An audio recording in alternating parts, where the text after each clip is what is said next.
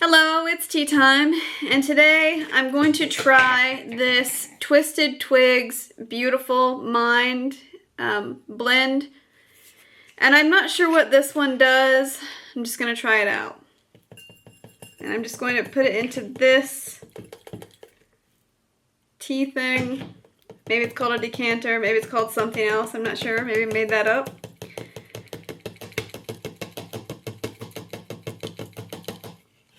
That's probably enough.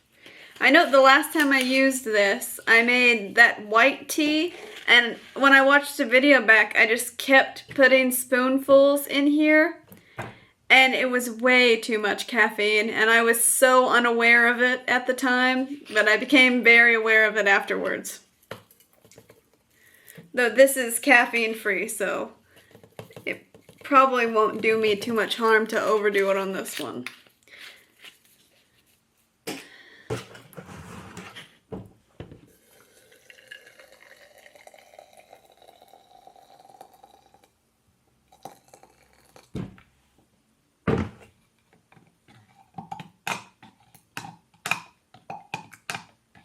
Looks like right now. I'm just gonna let that sit and steep for a while. And I'm gonna talk about my weekend. So this weekend I had a wonderful weekend. First, I went to a seed exchange at like a downtown common area in my city, and then on the same day, I went straight from that with my son to our children's museum for a free event that they were hosting there. And because it was right along the same stretch in our town, we walked from one place to the other. And as we were walking, the 13% chance of rain we were expecting that day, and not even until later in the day, it decided to become 100% chance of rain, and it rained us all the way there. And we played like hopscotch, going from one awning of a building to another awning of a building to another awning of a building, and it was a fun day. And I didn't know if we were going to make it or not, but we did. And my son ended up having a wonderful time playing for several hours, and he keeps asking me when we're going to go on more dates. And he even has in mind some ideas of some dates to go on next time. One of them is he wants to go to a candy shop and try a bunch of different candies, which, of course, he does. He's an 8-year-old, so that's perfect time for him. But I'm excited because this week is the last week before the kids are on spring break, and that should be a nice unwinding time for me. For some reason, I have found that I just cannot get my sleep schedule on track. Right now, I'm currently running on an hour and a half of sleep. And before that, I just could not get to sleep at a decent time or stay asleep. And I don't understand why that is. I don't think I'm over-consuming caffeine. I mean, perhaps I did once, and then maybe I just never quite caught up from it. But I just don't know what's going on with that. But it's really starting to catch up with me, this lack of sleep, or this lack of regular sleep and routine. But even if I did get it situated this week, it's just going to go right off the rails on spring break. So, on the job front, so far I have been rejected 3 times. Which is great. I mean, it's not great for me. It's not great for my future prospects. It's not great for my future planning. But it is great for me to know that every rejection that I'm encountering right now is a rejection that was a lost opportunity. Because at least I'm not suffering rejection for something that I don't need. It is something that's very necessary to me right now to establish and to get into the workforce, to have a job and hold a job and be able to make my own income. It's so necessary for me right now. But it's just not happening right now. Or it's not happening as quickly as I thought it would. Or maybe even scratch that. It's been not even 2 weeks since I started, and I've already been rejected 3 times. So maybe in comparison to the amount of time that I spent searching versus the amount of rejections that I've experienced, it's giving me some weird internal feelings. because it kind of sets the stage for, you know, the future climate of what I should be expecting. Because truthfully, I am not the candidate that you want to hire under any circumstances, really. And I'm not going to have the qualifications that they are generally looking for, or the experience, because I've been at home with children for the last several years, and before that I was a high school dropout with PTSD. And I mean, I'm still a high school dropout with PTSD, but I did finish my high school education. That box has been closed up, but that doesn't mean that I'm any better of a candidate than I was even before I got that. I don't think that piece of paper changed it one bit. So I'm going to go ahead and try this beautiful Mind tea. And I think maybe I'll have it with some sweetener, just a little bit.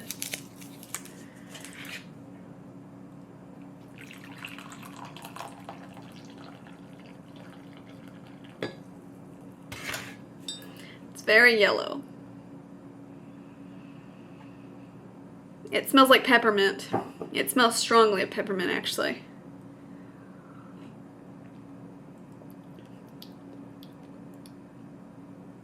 The taste is very much of peppermint. But it also has a fruity taste to it as well. It's like a fruity peppermint sort of taste. Although the ingredients are not listed on this container that it was sold in. So I have no idea what's actually in here. Perhaps if I went and looked on the website, I could find out. But there's this part of me that, even though I know that I'm putting myself out there and I'm doing a lot of things right now that kind of are exposing me to the outside, the outdoors, and people, and the different elements of things that I'm going to encounter if I do get a job, or if I do get a job interview, or things like of that nature. Even though I do know that everything that I'm doing is a completely necessary step to get where I need to go, it is still not incredibly easy to accept that those rejections. And it's not that I'm having a hard time accepting them necessarily. It's more that I'm starting to have those feelings creep in. You know, those hopeless, nothing's ever gonna change, that I'm trapped in this box and nothing's ever going to change, and I'm never going to be able to start seeing the light, and this and that. And then once you get into that mentality, all your demons start creeping in from the past of, well, if this past failure hadn't happened, or if this past event hadn't happened, or if something had been done differently, then I wouldn't be even in this position. And you can just really get yourself all worked up. And when you really do calm down and you sit back and think about it, you really are grateful that you've had the opportunity to figure things out for yourself. Even if you don't feel it at the time, and even if you have a hard time really, sitting with that and sitting with the repercussions of having to figure that out on your own. Generally, I think once things calm down, once that cloud clears and you can start seeing, the future, I think that you're generally pretty glad that you were able to make it on your own. And maybe that's not always the case, and definitely I would not turn away help if it's being offered to you, because it is so hard to get back into the workforce, or to get into the workforce after being put at some sort of disadvantage, whether it's your mental health issues, or whether it's young parenthood, or whether it's, some sort of other disability. So whatever advantages you can take, do take them. But if you don't have them, if you're, without parents, or without a support system to lean on, or if you don't have prior job experience with references you can write down, or this or that, just don't get too discouraged about it. Because you will get there eventually. I'm sure I will get there eventually. And I know I'm going to be better for it. And you probably will be too.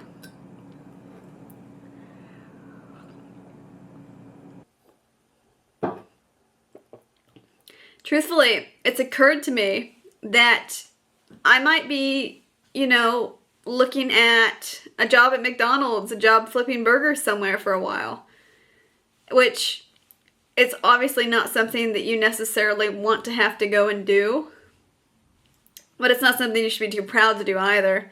I'm just not sure that the jobs that are going to be available to me, even outside of that, I'm not sure that those are going to be jobs that are going to be a livable wage. They're not going to be jobs that are going to provide a livable wage, which is an issue all in and of itself. And it's why it's important that you kind of establish those things while you have a stable home situation. But if you can't do that, which a lot of you probably can't, you kind of have to do what you have to do and make it work.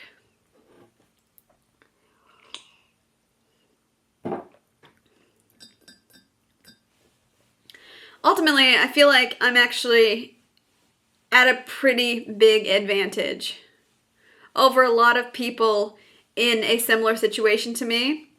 And that's why I try not to feel too sorry for myself, even when I do get in that mindset of, that woe is me mindset. That's kind of more accurate. But, so that's why I try not to do that, because I feel like I have been very fortunate. And I feel like I continue to be very fortunate, even in the situations where I'm incredibly unfortunate, because I feel like I have my mind, and I have my ability to function even when things are really, really hard and they seem like they're just never going to end. And I do have that going for me. So I am grateful for that. At the end of the day, I know that there's this process that I have to go through where I kind of collapse to nothingness, and then I can completely, plateau and regain kind of equilibrium again, so that I can be at nothing and be extremely calm. And I think that once I get there, things are going to be so much easier for me, because right now I'm sort of feeling things a little bit too intensely, at least for my liking. But I know that, given time, they will slow down a bit. Anyways, I hope you guys have a good day, and hopefully things work out for you too.